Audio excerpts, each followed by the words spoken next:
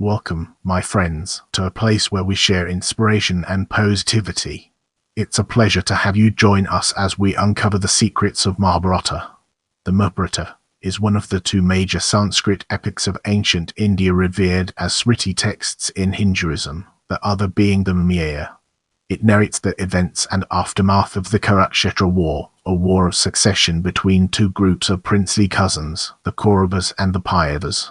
It also contains philosophical and devotional material, such as a discussion of the four goals of life or Pururava 12.161.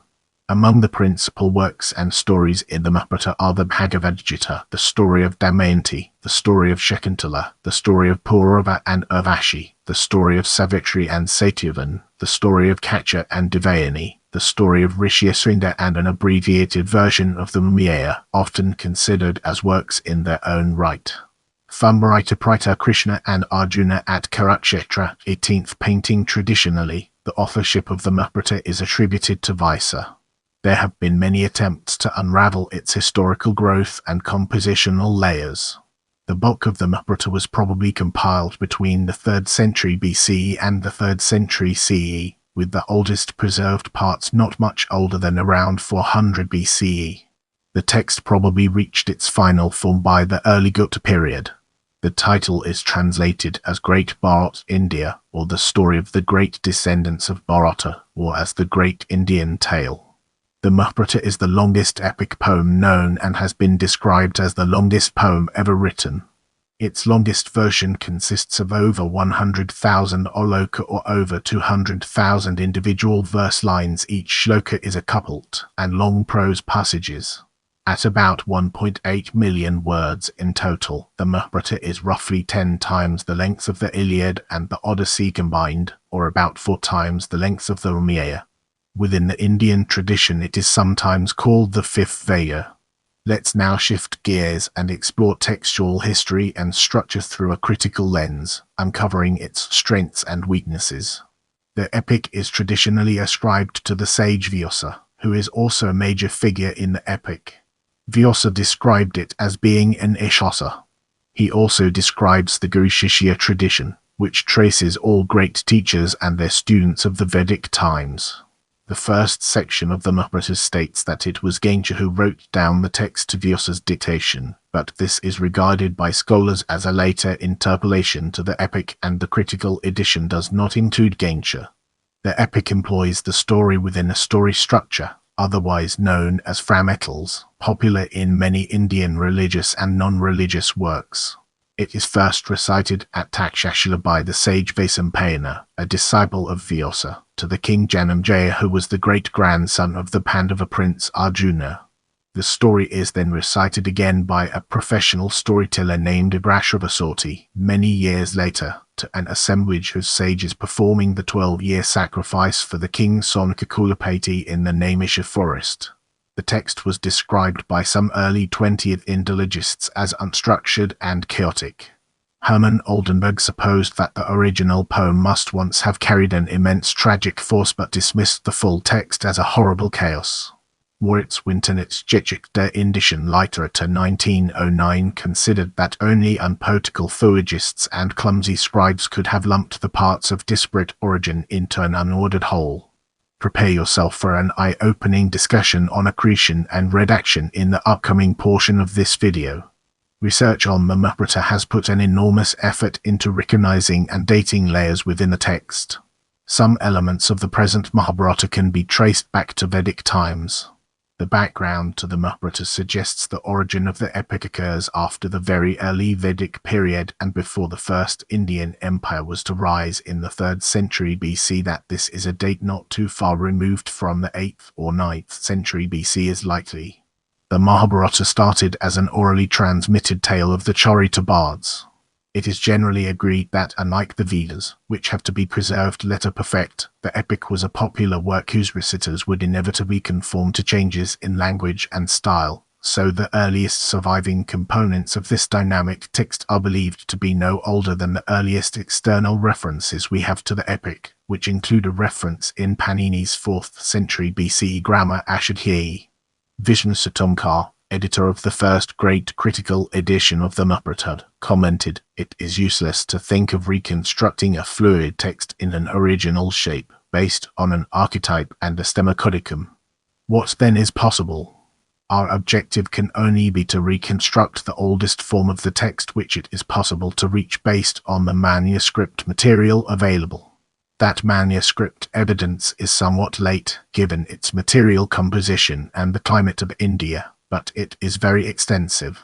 The Mahabharata itself distinguishes a core portion of 24,000 verses, the Bharata proper, as opposed to additional secondary material, while the Ashvalayana Grihya makes a similar distinction.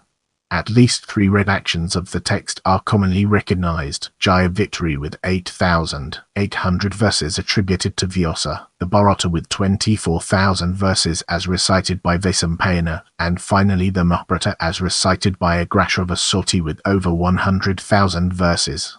However, some scholars, such as John Brockington, argue that Jaya and Bharata refer to the same text, and ascribe the theory of Jaya with 8,800 verses to a misreading of a verse in the AD Parva. The redaction of this large body of text was carried out after formal principles, emphasizing the numbers 18 and 12.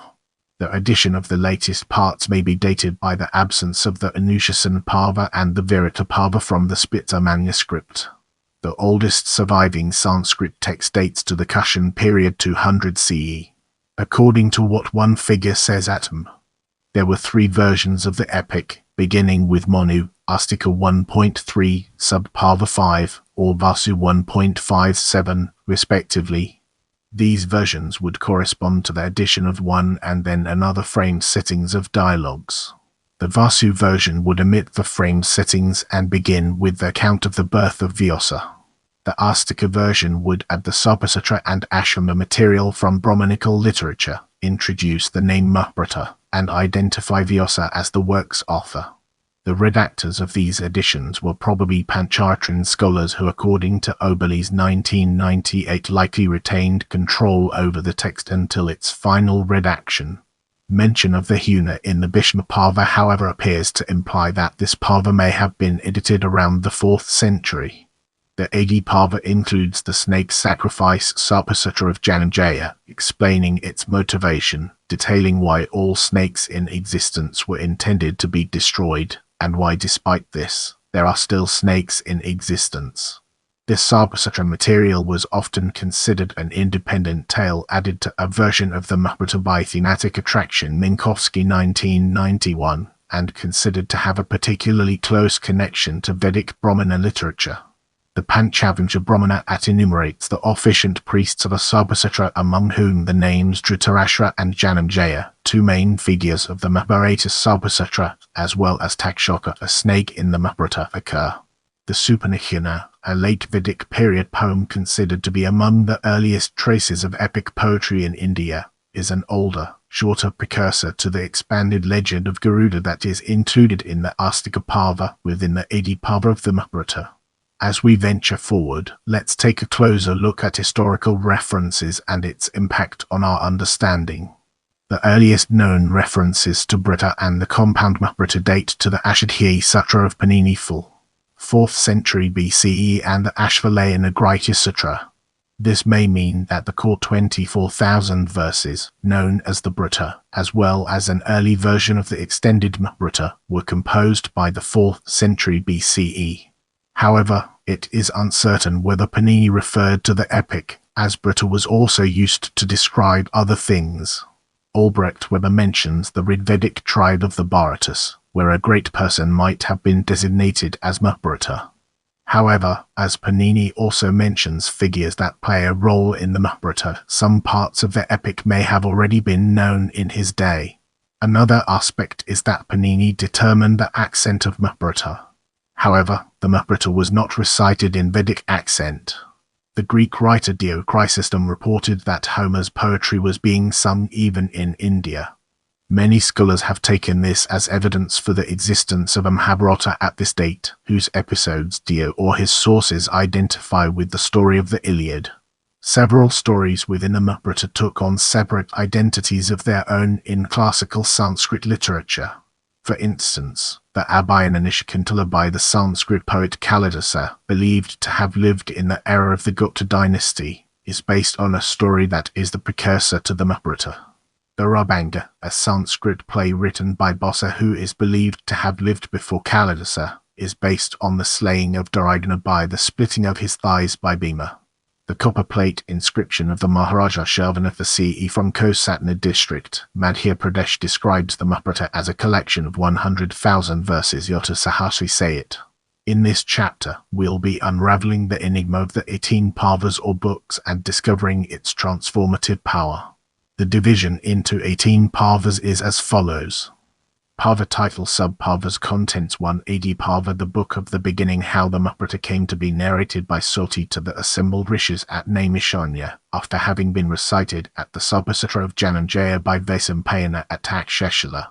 The history and genealogy of the Bharata and breed races are recalled, as is the birth and early life of the Kuru princes. AD means first. AD Pāṇḍava describes Pandava's birth, childhood, education, marriage, struggles due to conspiracy as well as glorious achievements. 2 Sabha the book of the assembly hall Mayadanava erects the palace and court Sabha at Indraprastha. The Sabha narrates the glorious Yudhisthira's Rajasuya sacrifice performed with the help of his brothers and Yudhisthira's rule in Shakuntala Indraprastha as well as the humiliation and deceit caused by conspiracy along with their own action. 3 Vana Pāṇḍava also Arnyaka Pāṇḍava the book of the forest the 12 years of exile in the forest Arnya. The entire Pāṇḍava describes their struggle and consolidation of strength. 4 Virata Pāṇḍava the book of Virata the year spent incognito at the court of Virata. A single warrior Arjuna defeated the entire Kuru army including Karna, Bhishma, Drona, Ashwatthama, and so on and recovered the cattle of the Virata kingdom. 5 Udyogā Pāṇḍava the book of the effort preparations for war and efforts to bring about peace between the Kaurava and the Pāṇḍava sides which eventually fail. Udyogā means effort or work. 6 Bhishma Pāṇḍava the book of Bhishma the first part of the great battle, with Bhishma as commander for the Kaurava and his fall on the bed of arrows.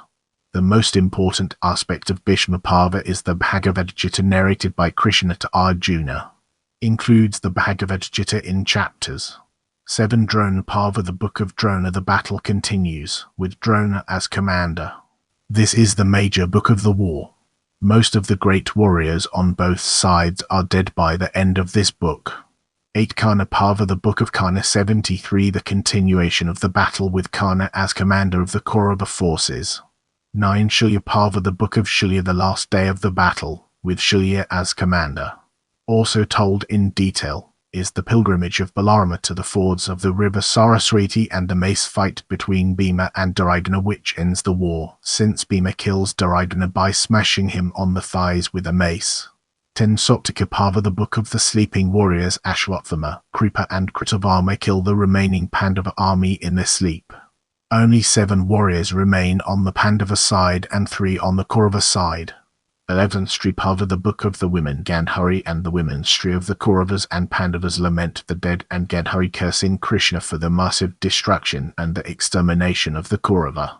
12 Shanti Pāṇḍava the book of peace the crowning of Yudhishthira as king of Hastinapura, and instructions from Bhishma for the newly anointed king on society, economics, and politics. This is the longest book of the Mahabharata. 13 Anushasana Pāṇḍava the book of the instructions the final instructions Anushasana from Bhishma. This Pāṇḍava contains the last day of Bhishma and his advice and wisdom to the upcoming emperor Yudhishthira. 14 Ashwamedhika Pāṇḍava the book of the horse sacrifice the royal ceremony of the Ashwamedha horse sacrifice conducted by Yudhishthira. The world conquest by Arjuna. Anujita is told by Krishna to Arjuna. 15 Ashramavasika Pāṇḍava the book of the hermitage the eventual deaths of Dhritarashtra, Gandhari, and Kunti in a forest fire when they are living in a hermitage in the Himalayas. Vidra predeceases them and Sanjaya on Dhritarashtra's bidding goes to live in the higher Himalayas. 16 Masala Pāṇḍava the book of the clubs 96 the materialization of Gandhari's curse, i.e., the infighting between the Yadavas with Mace Masala and the eventual destruction of the Yadavas. 17 Mahaprasthanika Pāṇḍava the book of the great journey 97 the great journey of Yudhishthira, his brothers, and his wife Draupadi across the whole country, and finally their ascent of the great Himalayas where each Pandava falls except for Yudhishthira. 18 Svargarana Parva, the Book of the Ascent to Heaven. 98 Yudhishthira's final test and the return of the Pandavas to the spiritual world. Svarva. Kila Haridamsa Parva, the Book of the Genealogy of Hari. This is an addendum to the 18 books, and covers those parts of the life of Krishna which is not covered in the 18 Parvas of the Mahabharata. With the foundation laid, let's embark on a journey into historical context. The historicity of the Kurukshetra War is unclear. Many historians estimate the date of the Kurukshetra War to Iron Age India of the 10th century BCE.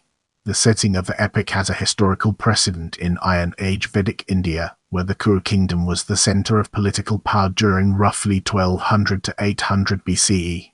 A dynastic conflict of the period could have been the inspiration for the Jaya, the foundation on which the Mahabharata corpus was built, with a climactic battle, eventually coming to be viewed as an epical event. Puranic literature presents genealogical lists associated with the Mahabharata narrative. The evidence of the Puranas is of two kinds. Of the first kind, there is the direct statement that there were 1015 or 1050 years between the birth of Parikshit, Arjuna's grandson, and the accession of Mahābhārata BCE, which would yield an estimate of about 1400 BCE for the Bharata battle. However, this would imply improbably long reigns on average for the kings listed in the genealogies. Of the second kind is analysis of parallel genealogies in the Puranas between the times of Adisima Krishna Parikshit's great-grandson and Mahābhārata. Pāṇḍavas accordingly estimated 26 generations by averaging 10 different dynastic lists and, assuming 18 years for the average duration of a reign, arrived at an estimate of 850 BC for Adisima Krishna, and thus approximately 950 BCE for the Bharata battle. B.B. Lal used the same approach with a more conservative assumption of the average reign to estimate a date of 836 BCE, and correlated this with archaeological evidence from Painted Grey where PGW cites the association being strong between PGW artifacts and places mentioned in the epic. John Key suggests their core narratives seem to relate to events from a period prior to all but the Rig Veda. Attempts to date the events using methods of archaeoastronomy have produced, depending on which passages are chosen and how they are interpreted, estimates ranging from the late 4th to the mid-2nd millennium BCE. The late 4th date has a precedent in the calculation of the Kali Yuga epoch based on planetary conjunctions by Erybatus 6th century. Erybatus' date of 18 February 3102 BCE for Mahabharata war has become widespread in Indian tradition. Some sources mark this as the disappearance of Krishna from the earth. The Ahole inscription of Pulichin II, dated to Saka 556 equals 634 CE, claims that 3,735 years have elapsed since the Bharata battle, putting the date of Mahabharata war at Urbs. Another traditional school of astronomers and historians, represented by Vrigaga, Vahamihira and Kalhana, placed the Bharata war 653 years after the Kali Yuga epoch, corresponding to 2449 BCE. According to Vahamihira's but say its 6th century, Yudhishthira lived 2,526 years before the beginning of the Shaka era, which begins in the 78 CE. This places Yudhishthira and therefore the Mahabharata war around BCE. Some scholars have attempted to identify the Shaka calendar era mentioned by Vahamihira with other eras, but such identifications place Vahamihira in the 1st century BCE, which is impossible as he refers to the 5th century astronomer Erybatus. Kalhana's Rāmāyaṇa 11th century, apparently relying on Vahamihira, also states that the Pāṇḍavas flourished 653 years after the beginning of the Kali Yuga. Kalhana adds that people who believe that the Bharata war was fought at the end of the Dwapara Yuga are foolish.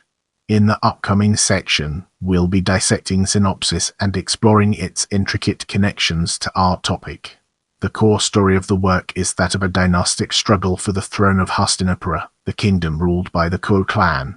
The two collateral branches of the family that participate in the struggle are the Kaurava and the Pāṇḍava. Although the Kaurava is the senior branch of the family, Duryodhana, the eldest Kaurava, is younger than Yudhishthira, the eldest Pandava. Both Duryodhana and Yudhishthira claim to be first in line to inherit the throne. The struggle culminates in the Kurukshetra War, in which the Pandavas are ultimately victorious. The battle produces complex conflicts of kinship and friendship, instances of family loyalty and duty taking precedence over what is right, as well as the Kauravas. The Mahabharata itself ends with the death of Krishna, and the subsequent end of his dynasty and ascent of the Pandava brothers to heaven. It also marks the beginning of the Hindu age of Kali Yuga, the fourth and final age of humankind, in which great values and noble ideas have crumbled, and people are heading towards the complete dissolution of right action, morality, and virtue. In the following segment, we'll be examining the older generations in greater detail.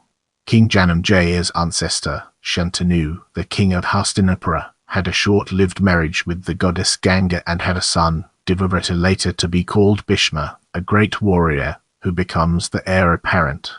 Many years later, when King Shantanu goes hunting, he sees Satyavati, the daughter of the chief of fishermen, and asks her father for her hand. Her father refuses to consent to the marriage unless Shantanu promises to make any future son of Satyavati the king upon his death. To resolve his father's dilemma, Devavrata agrees to relinquish his right to the throne. As the fisherman is not sure about the prince's children honoring the promise, Devavrata also takes a vow of lifelong celibacy to guarantee his father's promise. Shantanu has two sons by Satyavati, Kshitrangada and Vichitravirya. Upon Shantanu's death, Kshitrangada becomes king. He lives a very short, uneventful life and dies. Vichitravirya, the younger son, rules Hastinapura. Meanwhile, the king of arranges a swayamvara for his three daughters, neglecting to invite the royal family of Hastinapura. To arrange the marriage of young Vichitravirya, Bhishma attends the swayamvara of the three princesses Amba, Ambika, and Ambolika, uninvited, and proceeds to abduct them. Ambika and Ambolika consent to be married to Vichitravirya. The oldest princess Amba, however, informs Bhishma that she wishes to marry the king of Shilva, whom Bhishma defeated at their swayamvara. Bhishma lets her leave to marry the king of Shilva, but Shilva refuses to marry her, still smarting at his humiliation at the hands of Bhishma. Amba then returns to marry Bhishma, but he refuses due to his vow of celibacy. Amba becomes enraged and becomes Bhishma's bitter enemy, holding him responsible for her plight. She vows to kill him in her next life. Later she is reborn to King Drupada as Shikhandi or Shikhandi and causes Bhishma's fall, with the help of Arjuna, in the Battle of Kurukshetra. In the following segment, we'll be examining the Pandava and Kaurava princes in greater detail. When Vichitravirya dies young without any heirs, Satyavati asks her first son Vyāsa, born to her from a previous union with the sage Parashara, to father children with the widows. The eldest, Ambika, shuts her eyes when she sees him, and so her son Dhritarashtra is born blind. Ambolika turns pale and bloodless upon seeing him, and thus her son Pandu is born pale and unhealthy. The term Pandu may also mean jaundiced. Due to the physical challenges of the first two children, Satyavati asks Vyāsa to try once again. However, Ambika and Ambolika send their maid instead to Vyāsa's room. Vyāsa fathers a third son, Vidura, by the maid. He is born healthy and grows up to be one of the wisest figures in the Mahabharata. He serves as Prime Minister Mahamantri or Mahatma to King Pandu and King Dhritarashtra. When the princes grow up, Dhritarashtra is about to be crowned king by Bhishma when Vidura intervenes and uses his knowledge of politics to assert that a blind person cannot be king. This is because a blind man cannot control and protect his subjects. The throne is then given to Pandu because of Dhritarashtra's blindness. Pandu marries twice, to Kunti and Madri. Dhritarashtra marries Gandhari, a princess from Gandhara, who blindfolds herself for the rest of her life so that she may feel the pain that her husband feels. Her brother Shakuni is enraged by this and vows to take revenge on the Kuru family. One day, when Pandu is relaxing in the forest, he hears the sound of a wild animal. He shoots an arrow in the direction of the sound. However, the arrow hits the sage Gindama, who was engaged in a sexual act in the guise of a deer. He curses Pandu that if he engages in a sexual act, he will die. Pandu then retires to the forest along with his 2 wives, and his brother Dhritarashtra rules thereafter, despite his blindness. Pandu's older queen Kunti, however, had been given a boon by sage Durvasa that she could invoke any god using a special mantra. Kunti uses this boon to ask Dharma, the god of justice, Vayu, the god of the wind, and Indra, the lord of the heavens, for sons. She gives birth to 3 sons, Yudhishthira, Bhima, and Arjuna, through these gods. Kunti shares her mantra with the younger queen Madri, who bears the twins Nakula and Sahadeva through the Ashwini twins. However, Pandu and Madri indulge in lovemaking, and Pandu dies. Madri commits suicide out of remorse. Kunti raises the 5 brothers, who are from men on usually referred to as the Pandava brothers. Dhritarashtra has 100 sons, and 1 daughter Dasaloth or Gandhari, all born after the birth of Yudhishthira. These are the Kaurava brothers, the eldest being Duryodhana, and the second Dushasana. Other Kaurava brothers include Vaikana and Sukarna. The rivalry and enmity between them and the Pandava brothers, from their youth and into manhood, leads to the Kurukshetra War. In this part of the video, we'll be diving deep into Lakshagraha, the House of Lack, and unraveling its profound impact. Lakshagraha, the House of Lack. After the deaths of their mother Madri and father Pandu, the Pandavas and their mother Kunti return to the palace of Hastinapur. Yudhishthira is made crown prince by Dhritarashtra under considerable pressure from his courtiers. Shakuni, Duryodhana, and Dushasana plot to get rid of the Pandavas. Shakuni calls the architect Pururava to build a palace out of flammable materials like lac and ghee. He then arranges for the Pandavas and the Queen Mother Kunti to stay there, intending to set it alight. However, the Pandavas are warned by their wise uncle, Vidura, who sends them a miner to dig a tunnel. They escape to safety through the tunnel and go into hiding. During this time, Bhima marries Hidimi and has a son Ghatotkacha. Back in Hastinapur, the Pandavas and Kunti are presumed dead. In this part of the video, we'll be diving deep into marriage to Draupadi and unraveling its profound impact. Whilst they were in hiding, the Pandavas learn of a Swayamvara which is taking place for the hand of the Princess Draupadi. The Pandavas, disguised as Brahmins, come to witness the event. Meanwhile, Krishna, who has already befriended Draupadi, tells her to look out for Arjuna, though now believed to be dead. The task was to string a mighty steel bow and shoot a target on the ceiling, which was the eye of a moving artificial fish, while looking at its reflection in oil below.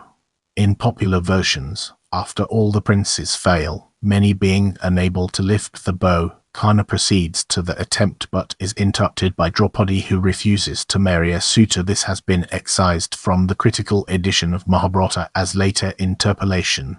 After this, the Swayamvara is open to the Brahmins, leading Arjuna to win the contest and marry Draupadi.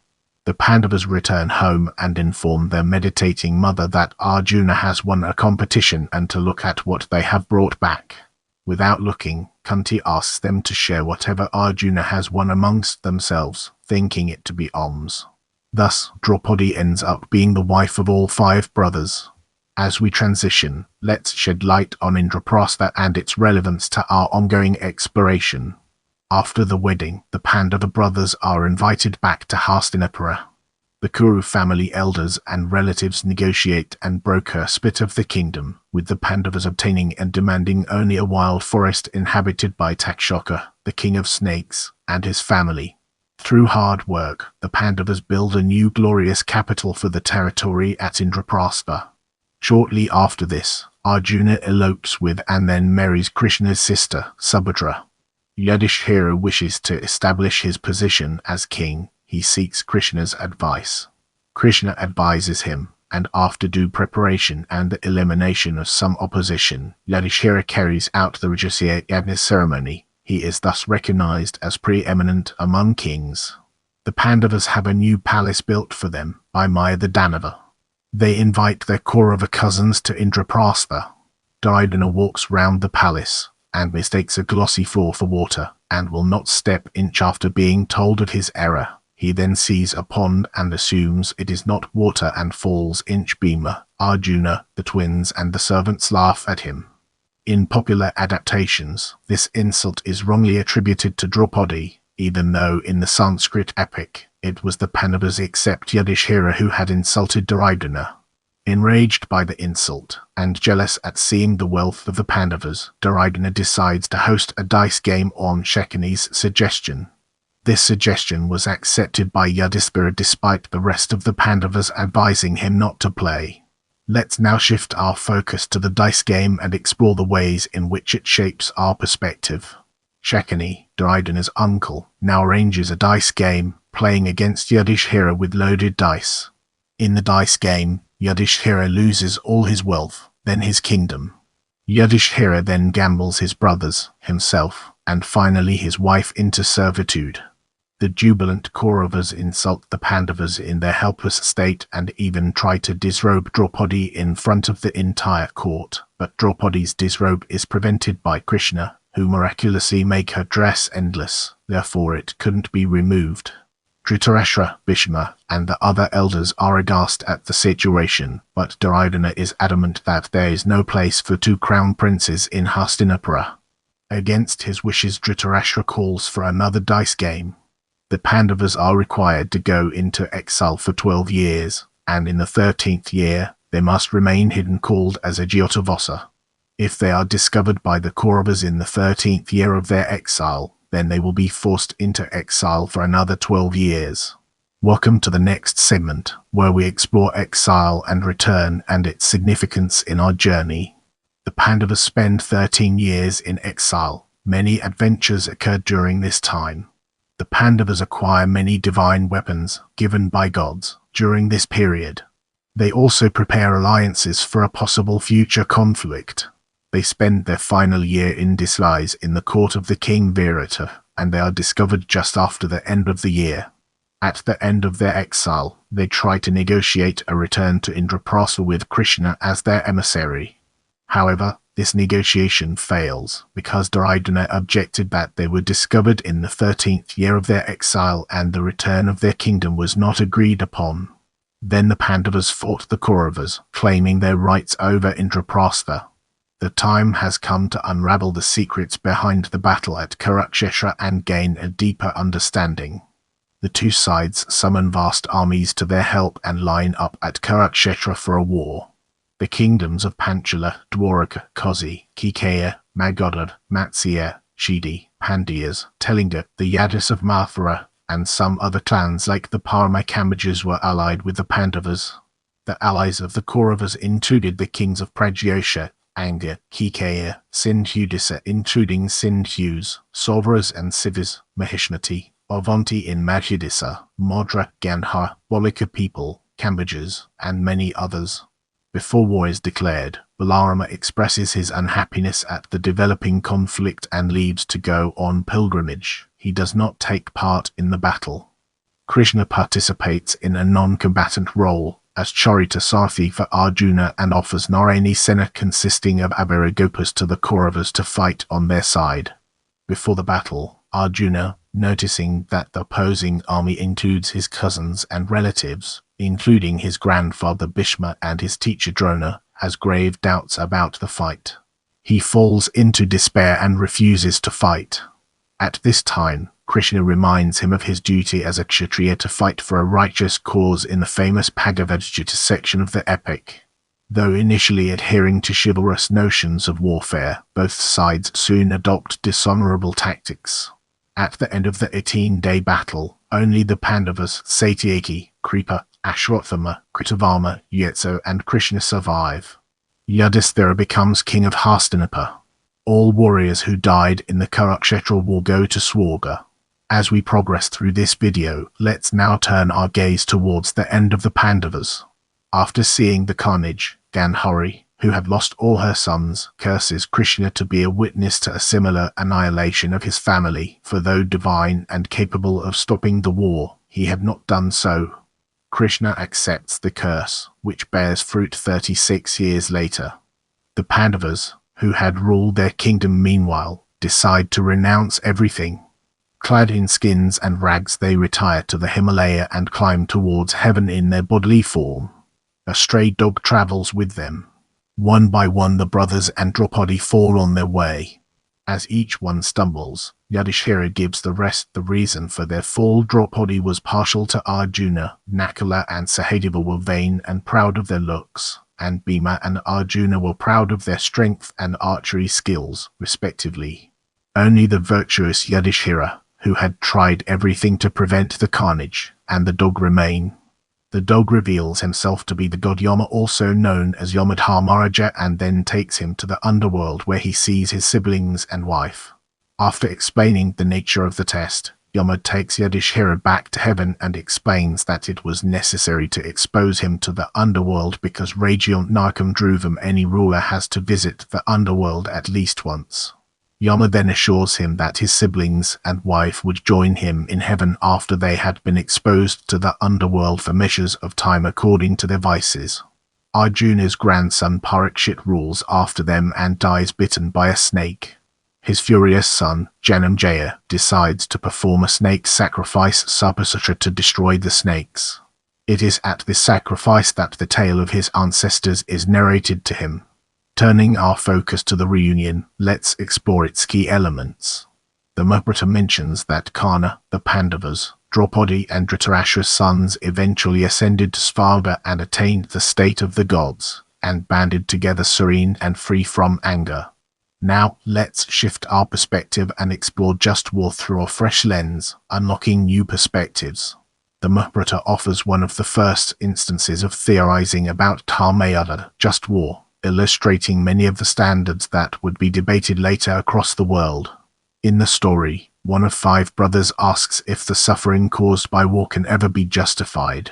A long discussion ensues between the siblings, establishing criteria like proportionality. Chariots cannot attack cavalry, only other chariots. No attacking people in distress just means no poisoned or barbed arrows, just cause no attacking out of rage, and fair treatment of captives and the wounded. In this segment, we'll be unraveling the complexities of translations and exploring its multifaceted nature. The first Bengali translations of the Mahabharata emerged in the 16th century. It is disputed whether Kavindra Parameshwar of Hooghly based in Chittagong during his writing or Sri Sanjeev Sylhet was the first to translate it into Bengali. A Persian translation of Mahabharata, titled Raznam, was produced at Akbar's orders by Faizi and Yobd al-Qadir Badayuni in the 16th century. The first complete English translation was the Victorian prose version by Kesari Mohan Ganguly, published between 1883 and 1896, Munshir and Manohar Publishers, and by Mammothanath Motilal Banarsidass Publishers. Most critics consider the translation by Ganguly to be faithful to the original text. The complete text of Ganguly's translation is in the public domain and is available online. An early poetry translation by Romesh Chandra Dutt and published in 1898 condenses the main themes of the Mahabharata into English verse. A poetic rendering of the full epic into English, done by the poet Pilal and completed posthumously by his student, was published by Writers' Workshop, Calcutta. The Pilal translation is a non-rhyming verse-by-verse rendering, and it is the only edition in any language to include all slokas in all recensions of the work, not just those in the critical edition. Dr. Pradeep Bhattacharya stated that the Pilal version is known in academia as the Vulgate. The text is a transcreation rather than a traditional translation. A project to translate the full epic into English prose, translated by various hands, began to appear in 2005 from the Clay Sanskrit Library, published by New York University Press.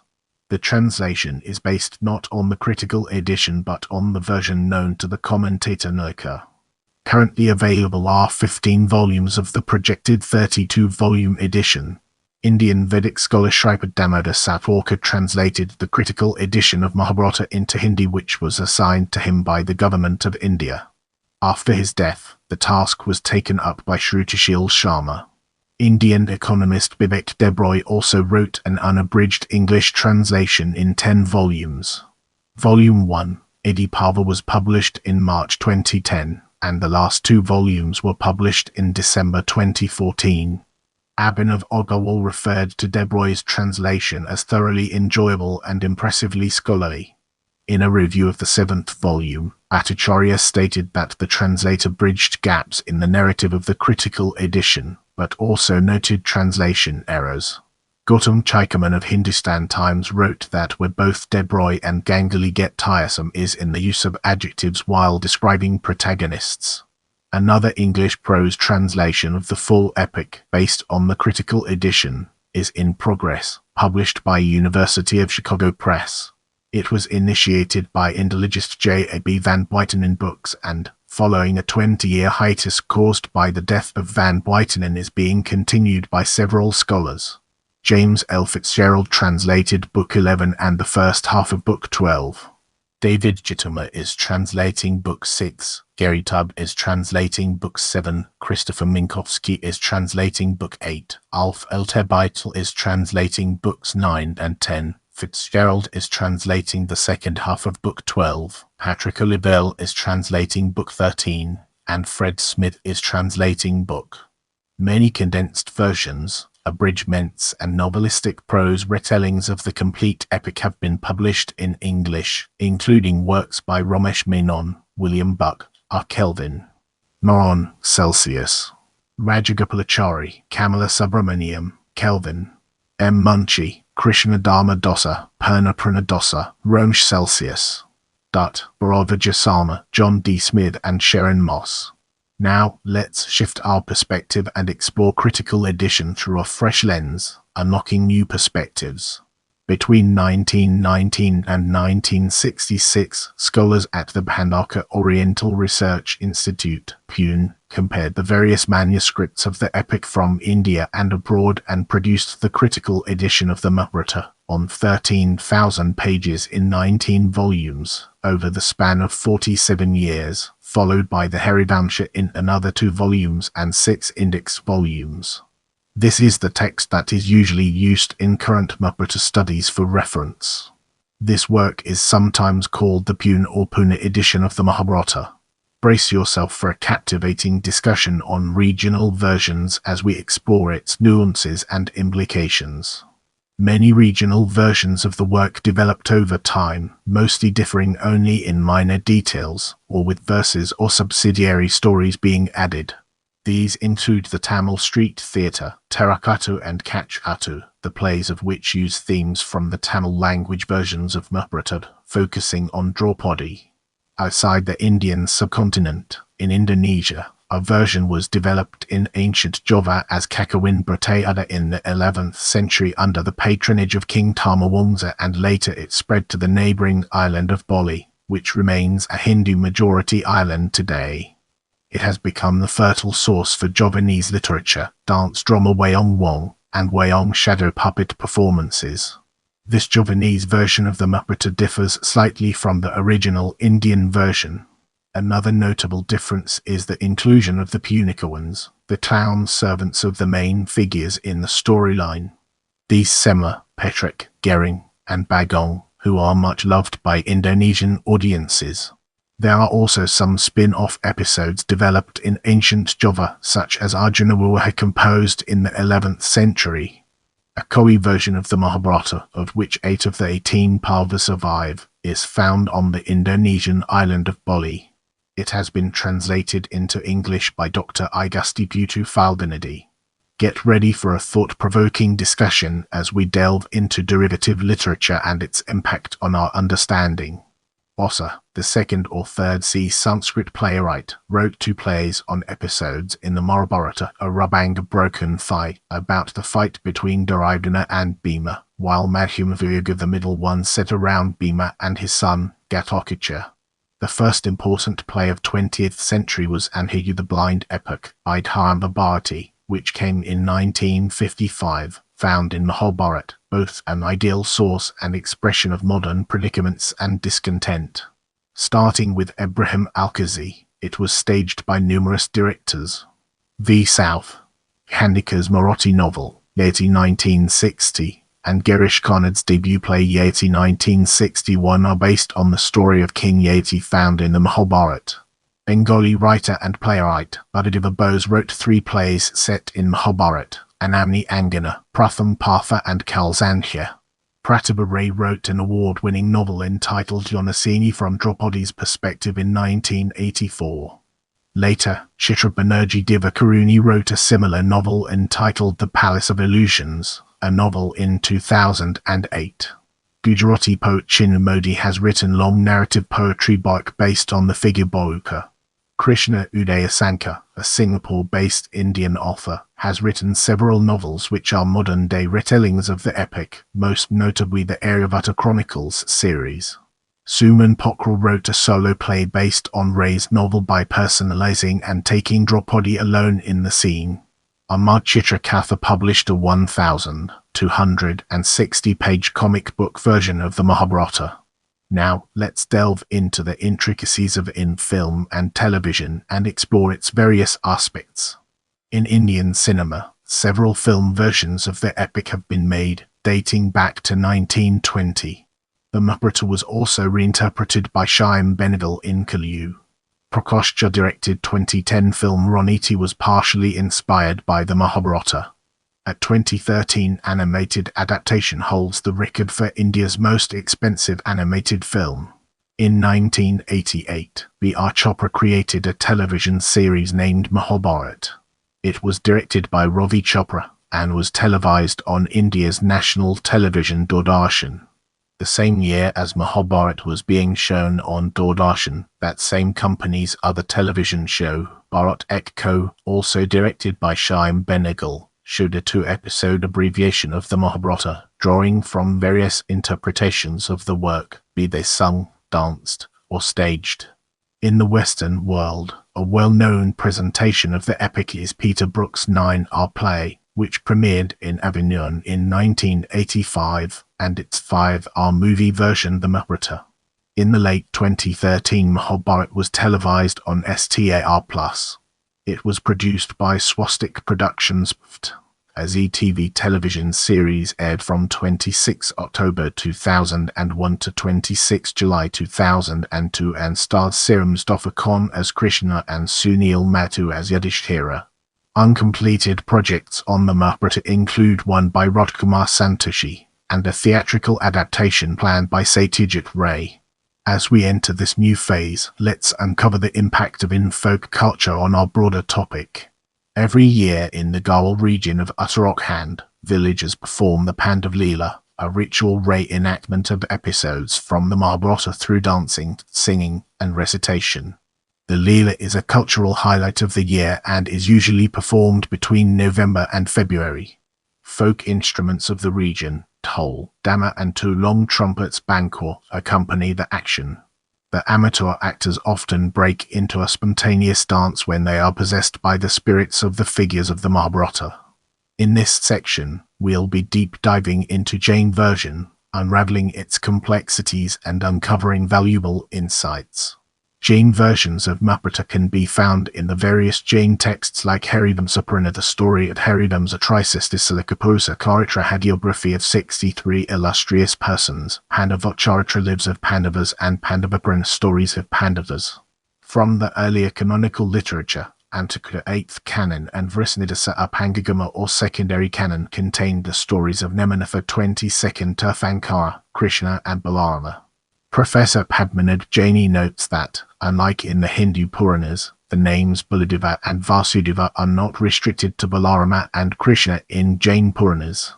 Instead, they serve as names of 2 distinct classes of mighty brothers, who appear 9 times in each half-of-time cycles of the Jain cosmology and rule half the earth as half Chakravartins. Jaini traces the origin of this list of brothers to the Jain Charitra by Bhadrabahu Swami 4th century BCE. According to Jain cosmology, Balarama, Krishna and Yarasandha are the 9th and the last set of Baladeva, Vasudeva, and Pratidasudeva. The main battle is not the Mahabharata, but the fight between Krishna and Yarasandha, who is killed by Krishna as Pratidasudevas are killed by Vasudevas. Ultimately, the Pandavas and Balarama take renunciation as Jain monks and are reborn in heavens, while on the other hand Krishna and Yarasandha are reborn in hell. In keeping with the law of karma, Krishna is reborn in hell for his exploits, sexual and violent, while Vyāsa her for his evil ways. Professor Jaini admits a possibility that perhaps because of his popularity, the Jain authors were keen to rehabilitate Krishna. The Jain texts predict that after his karmic term in hell is over sometime during the next half-time cycle, Krishna will be reborn as a Jain Tirthankara and attain liberation. Krishna and Balarama are shown as contemporaries and cousins of 22nd Tirthankara, Nemanatha. According to this story, Krishna arranged young Nemanatha's marriage with Rajamati, the daughter of Agrasena, but Nemanatha, empathizing with the animals which were to be slaughtered for the marriage feast, left the procession suddenly and renounced the world.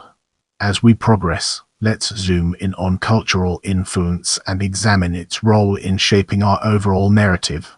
In the Bhagavad Gita, Krishna explains to Arjuna his duties as a warrior and prince and elaborates on different yogic and Vedantic philosophies, with examples and analogies. This has led to the Gita often being described as a concise guide to Hindu philosophy and a practical, self-contained guide to life. In more modern times, Swami Vivekananda, Netaji Subhas Chandra Bose, Bal Gangadhar Tilak, Mahatma Gandhi and many others used the text to help inspire the Indian independence movement. It has also inspired several works of modern Hindi literature, such as Ramhari Singh Dingar's Rashmirathi, which is a rendition of Mahabharata centered around Karna and his conflicts. It was written in 1952 and won the prestigious Jnanpith Award in 1972. In the following section, we'll be immersing ourselves in the captivating world of general sources. Bhadranath Chaturvedi, The Mahabharata, An Inquiry in the Human Condition, New Delhi, Orient Longman Bandyopadhyaya, Jayantanuja 2008. Class and Religion in Ancient India. Anthem Pressabasin, R.V. Mahābhārata, published by National Publications, India. Brockington. The Sanskrit Epics, Leiden Waitinen, Johannes Adrianus Bernardus 1978. The Mahabharata. 3 volumes translation publication incomplete due to his death. University of Chicago Press Chaitanya, Krishna K.K. Nair. The Mahabharata, A Literary Study, Clarion Books, New Delhi, Gupta, South. P. and Ramachandran, Kelvin. South. Ed. Mahabharata, Myth and Reality. Agam Prakashan, New Delhi, Ahiltabaital, Ulf. The Ritual of Battle, Krishna in the Mahabharata, SUNY Press, New York Hopkins, East. W. The Great Epic of India, New York, Jyotirmananda Swami. Mysticism of the Mahabharata, Yoga Research Foundation, Miami Katz, Ruth Cecily Arjuna in the Mahabharata, University of South Carolina Press, Columbia, Lerner, Paul. Astrological Key in Mahabharata, David White Trans. Motilal Banarsidass, New Delhi, Mallory, JP 2005. In Search of the Indo-Europeans. Thames and Hudson Mehta, and the Problem of the Double Introduction to the Mahabharata, JAOS 93 1973, Minkowski, Celsius. Zijanamhaya Satra and Ritual Structure, JAOS 109 1989, Minkowski, Celsius. See Snakes, Satras and the Mahabharata, in Essays on the Mahabharata, edition A. Sharma, Leiden 1991, Oldenburg, Hermann. Zergechtigt der altindischen Prose, Berlin Obelies. The Councils of the Synod, Ritual on and Under the Surface of the Mahabharata, in New Methods in the Research of Epic ed. H. L. Celsius. Tristram, Fribourg, Oldenburg, H. Dos Mahabharata, Göttingen Erpini. Ashdai. Book 4. Translated by Chandravasu. Benares, Apajita, Fahrenheit. East. Ancient Indian Historical Tradition, London 1922. Repa. Motilal Banarsidass Sukthanka, Vishnu South. Anshriman Balosap Pant Pratinidhi 1933. The Mahabharata, for the first time critically edited. Handaka Oriental Research Institute 11. Bruce M. Seraph the Fifth Veda, Krishnadvaipayana Vyāsa in the Mahabharata, Motilal Banarsidass, New Delhi Sutton, Nicholas. Religious Doctrines in the Mahabharata, Motilal Banarsidass, New Delhi Utkika, North.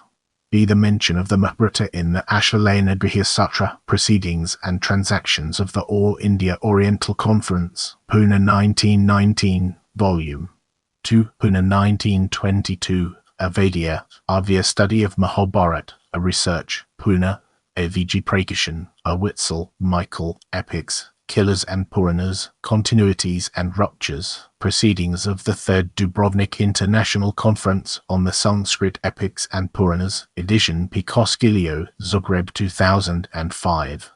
Don't forget to check out my other videos for more valuable content.